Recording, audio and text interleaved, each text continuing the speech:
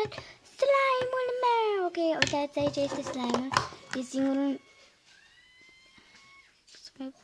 Scuzați că s-a desfăcut de tot capacul, dar o să-l prind la loc.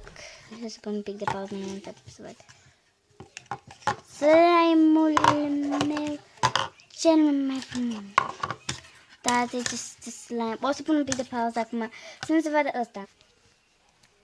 Așa, am pus niște pauză. Am pus la loc ca să nu se mai văd. Deci câți pufi este aici. Se vede mai bine în cameră.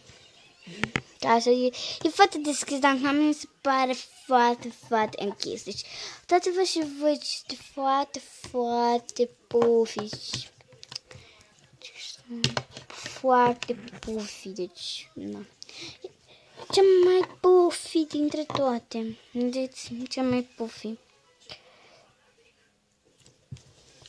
Este cea mai tare slime pe care am avut-o vreodată și este la WC. Slime! Mulți dintre voi sper că știți pe acest slime. Ups, scuzați să tăi locul ăsta. Slime! Sper că o știți acest slime. Și acum o să opresc splitul. Așa se vede în realitate. Și este mai frumoasă în realitate, mi se pare mie. Am oprit blitzul ca să se vocalizeze foarte bine. Deci acesta este așa. Ok.